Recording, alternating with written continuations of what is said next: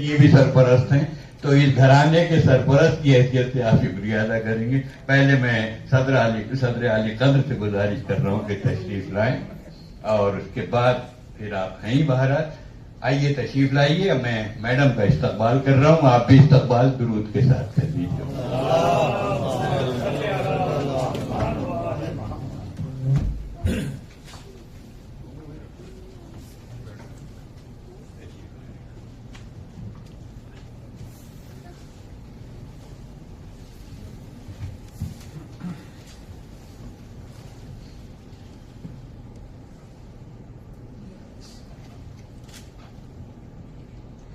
Dice پہ بیٹھے ہوئے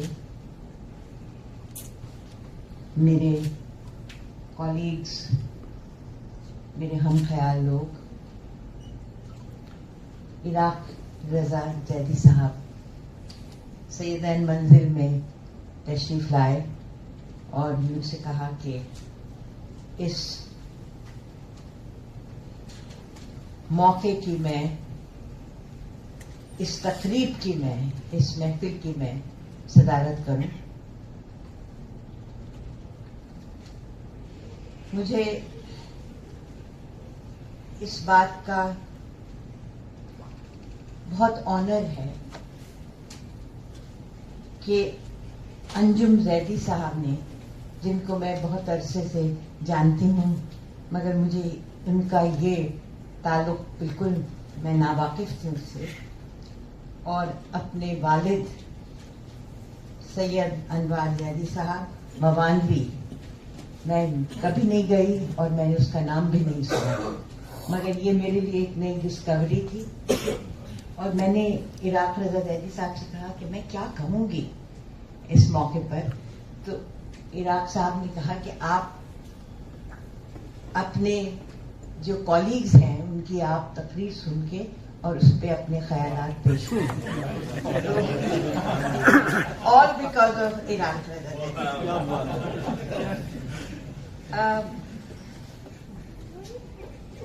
میرے خاندان میں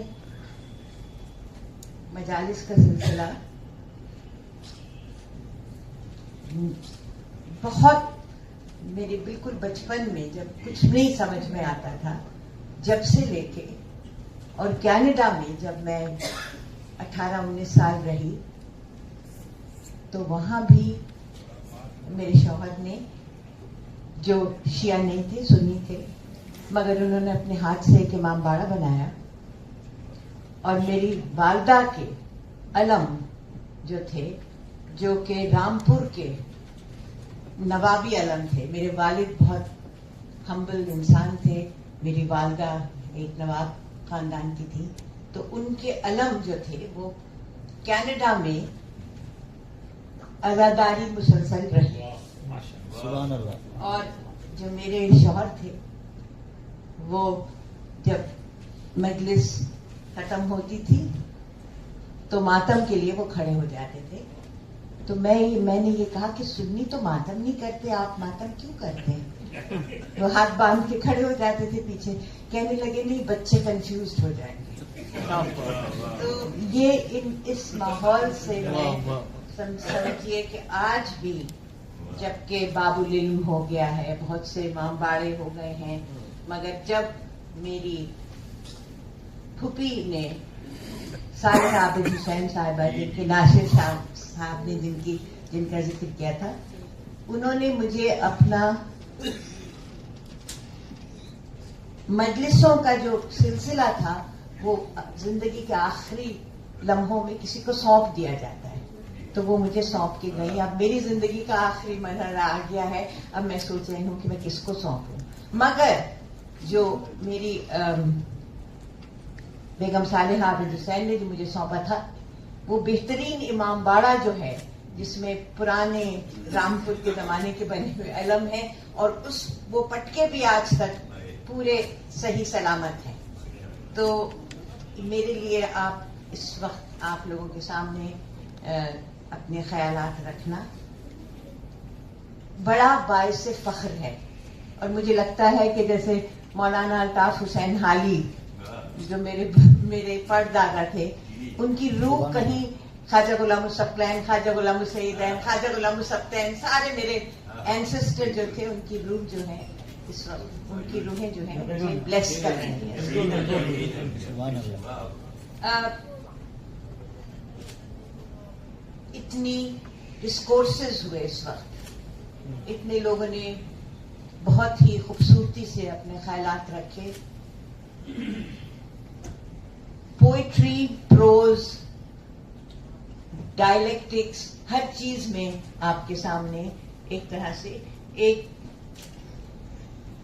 پوری فینٹاسموگورک، اب اس کا مجھے اردو ترجمہ نہیں کر سکتی میں، مگر ایک طرح سے ایک پورا زاویہ آپ کے سامنے پیش کیا گیا.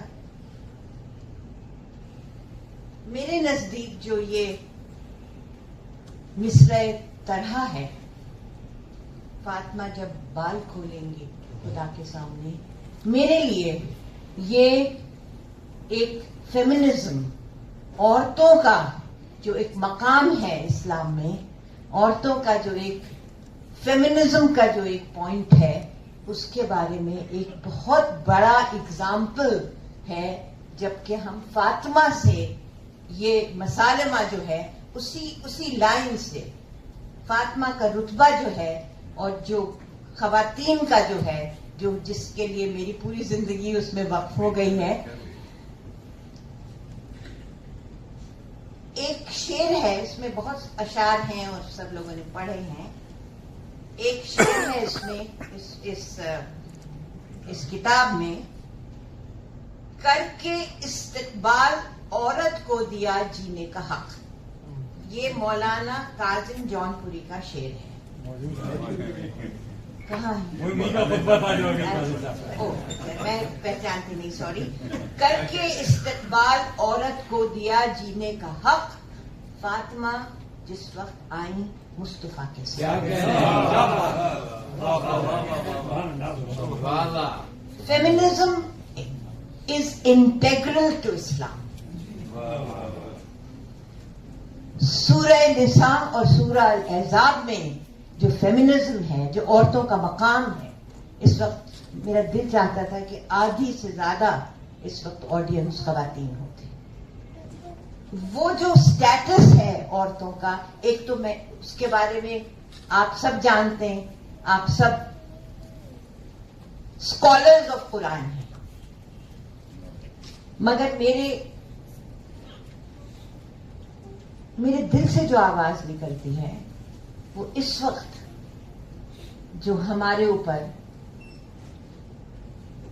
جس طرح کا عذاب اور قہر اس وقت ٹوٹا ہوا ہے، ہم اس کی جو سب سے گہری انڈرسٹینڈنگ ہے وہ واقع کربلا میں ہے، اور وہ اس مسالمے میں ہے. اگر آپ اس کی ایک ایک شعر پہ غور کریں، شعرا پہ غور کریں. اس وقت جب میں یہاں آ رہی تھی، اس وقت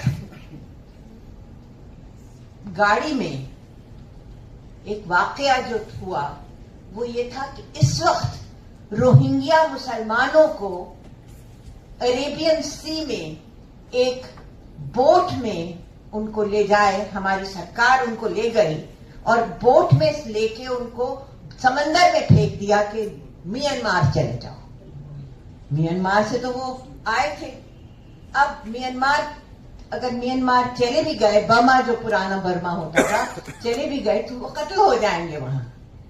تو یہ جو ہماری پوری انسانیت کا جو ایک ٹراما ہے، چاہے کسی بھی خطے میں ہو، کسی بھی پورا ساؤتھ ایشیا میں ہو، یورپ میں ہو، افریقہ میں ہو، مگر اس وقت جو ساؤتھ ایشیا میں آپ سے ایک اور انسیڈنٹ بتاتی ہوں، اور یہ بھی اسی کتاب کا ایک طرح سے انسپریشن ہے.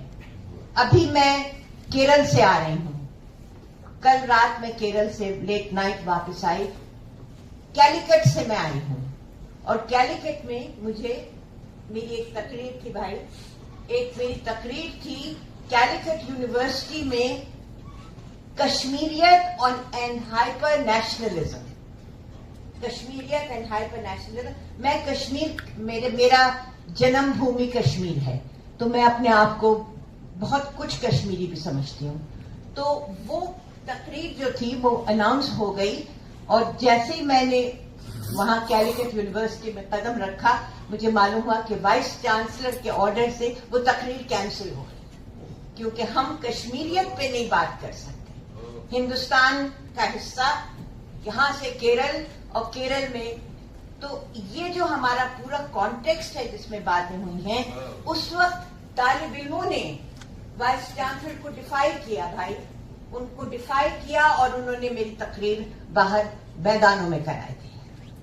तो मेरा ये मतलब है कि हमें जो इस किताब में जो एक्यूमुलेशन ऑफ जिसे कहना चाहिए मास्टरपीसेस इस किताब में जो है, जिस तरह से अब कोई नहीं समझ सकता इस किताब को। मैं तो समझती हूँ कि इसको दूर तक ले जाना चाहिए। मैं तो समझती हूँ कि इस वक्त केरल वाले, जो मैं केरल कैलिकट से आ रही हूँ, उनका भी दिल इसी तरह से धड़क रहा था कश्मीरियों के लिए।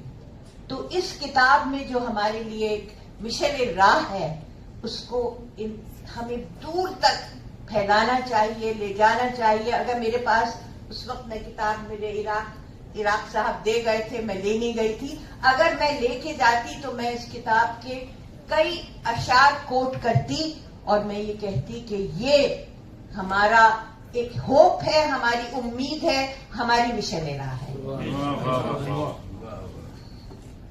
और आखिर में मैं ये कहना चाहती हूँ कि बहुत से अशार हैं इस किताब में, मगर बच्चों के लिए जो बच्चे इस वक्त फिलिस्तीन में खत्म हो रहे हैं, जो बच्चे हमारे समंदर में, पैसिफिक ओशन में, जिनको डाल दिया गया था कि हम हिंदुस्तान से तो तुम्हें गर्क कर देंगे, अब म्यांमार जाओ, वो बच्चे, फिलिस्तीनी बच्चे। और उसमें क्या शेर है, जब सकीना की ज़बान में प्यास से कांटे पड़े,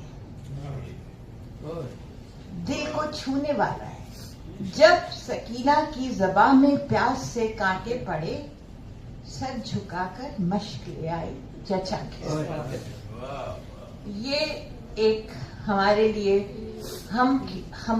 ये पूरा आजादारी, हमारे लिए ये पूरी, ये जो मुहर्रम का महीना जो हमारे दिल में एक तरह से एक गहराई जो हमारे दिल में लेके आता है, अंडरस्टैंडिंग जो लेके आता है, यूनिवर्सल अंडरस्टैंडिंग जो लेके आता है, तो उससे हमें करेज मिलना चाहिए कि ये इस वक्त हमारे ऊपर एक बहुत बड़ी क्रिटिकल मोमेंट है। ये उससे हम किस तरह से जूझें उससे।